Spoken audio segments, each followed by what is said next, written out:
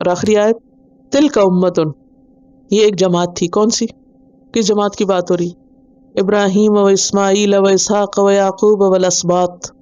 تلک امتن قد خلت، تحقیق گزر گئی، جا چکے دنیا سے وہ لوگ. لہا ما کسبت، اس کے لیے ہے جو اس نے کمایا. جو کام انہوں نے کیے وہ کما کے ساتھ لے گئے. وَلَكُمْ، اور تمہارے لیے ہے ما کسبتم، جو تم نے کمایا. تمہاری کوششیں تمہارے لیے، ان کا کیا تمہیں فائدہ نہیں دے گا، تمہارا کیا ہی تم کو فائدہ دے گا. وہ جو کچھ بھی تھے وہ کر کے ساتھ لے گئے، اب تمہیں اپنی فکر کرنی چاہیے. وَلَا تُسْأَلُونَ، اور تم نہ پوچھے جاؤ گے. پوچھنے والا اللہ ہے. قیامت کے دن اللہ تم سے نہیں پوچھے گا. کس چیز کے بارے میں؟ عَمَّا كَانُوا يَعْمَلُونَ، اس کے بارے میں جو وہ عمل کرتے رہے. یہ پیچھے بھی ہم پڑھ چکے ہیں نا کہ آباء و اجداد کے اعمال کے ذمہ دار ہم نہیں. بڑوں نے جو کچھ کیا وہ ان کے لیے تھا، اس کا سوال ہم سے نہیں ہوگا. ہم سے سوال ہوگا ہمارے عمل کے بارے میں. ہر ایک سے کیا کیا سوال ہوں گے کچھ معلوم ہے؟ تمہارا رب کون ہے، تمہارا دین کیا ہے، تمہارا رسول کون تھا. یہ تو قبر میں ہی پوچھ لیا جائے گا نا. قیامت کے دن کیا پوچھا جائے گا؟ وقت کہاں گزارا، عمر کہاں گزاری، جوانی کہاں گزاری، مال کہاں سے کمایا، کہاں خرچ کیا، علم جو حاصل کیا اس پر عمل کیا کیا. تو تمہارے اعمال کے بارے میں تم سے سوال کیا جائے. ایک اور جگہ پر آتا وَلَتُسْأَلُنَّ يَوْمَئِذٍ عَنِ النَّعِيمِ، تم سے ضرور پوچھا جائے گا کس کے بارے میں؟ نعمتوں کے بارے میں. عام طور پر ہماری توجہ کس پہ ہوتی ہے؟ لوگ کیا کر رہے ہیں، ہے یا نہیں؟ یہ عام ویکنس ہے نا. عموماً ہم لوگوں کے اعمال پہ نظر رکھتے ہیں، اس پہ بیٹھ کے گھنٹوں تبصرے کرتے رہتے ہیں، خواہ قریب کے لوگ ہوں یا دنیا کے لوگ ہوں. اور یہ بیماری اتنی عام ہو گئی ہے کہ نجی مجلسوں میں، نجی سے مراد پرائیویٹ گھر کی، ان مجلسوں میں بھی عام طور پر جب گفتگو ہوتی ہے تو کس کے بارے میں ہوتی؟ لوگوں کے بارے میں. فلاں کیا کر رہا ہے، فلاں کیا کر رہا ہے، فلاں کیا کر رہا ہے. اور اسی طرح جو ویسے گیدرنگز ہوتی ہیں، یعنی گھر سے نکل کر کوئی پارٹی ہے، کوئی شادی ہے، کہیں پر آپ لوگوں میں اکٹھے ہوئے تو وہاں بھی عموماً کسی اور سے بھی ملے ہیں تو تھوڑی دیر حال چال پوچھ کے پھر تھرڈ پرسن کے بارے میں گفتگو شروع ہو جائے گی.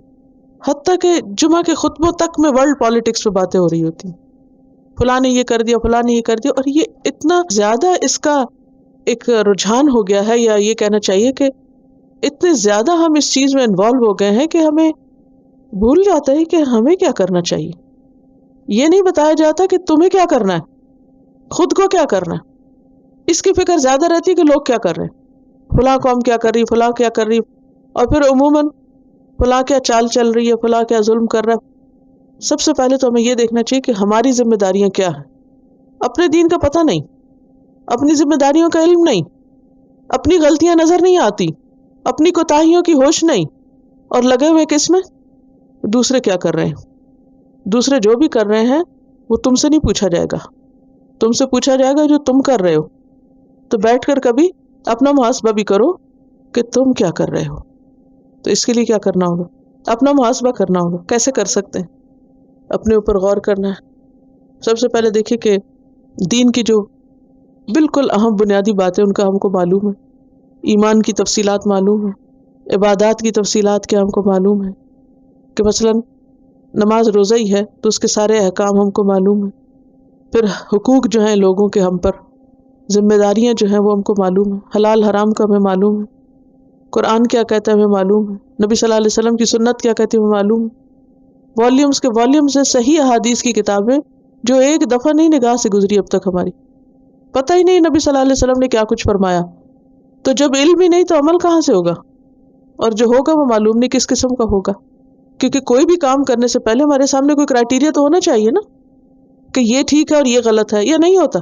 کسی بھی کام میں ہاتھ ڈالنے سے پہلے کوئی سٹینڈرڈ تو آپ فالو کرتے ہیں نا. تو دین کے معاملے میں اندھیرا کیوں؟ یہ بھی ٹھیک اور وہ بھی ٹھیک ہے، یہ بھی کر لو تو اچھا، وہ بھی کر لو تو اچھا، ایسے بھی ٹھیک ہو جاتا ہے، ویسے بھی ٹھیک ہو جاتا ہے. یہ طریقہ غلط ہے. ایسے اور ویسے ٹھیک نہیں ہوتا. ٹھیک جو ہے وہ ایک ہی ٹھیک ہے، اور اس کو فائنڈ آؤٹ کرنے کی ضرورت ہے. ان کا سوال یہ ہے کہ ابراہیم علیہ السلام آلریڈی ایک پروفٹ تھے، تو پھر ان کو امام بنانے کا مطلب کیا ہے؟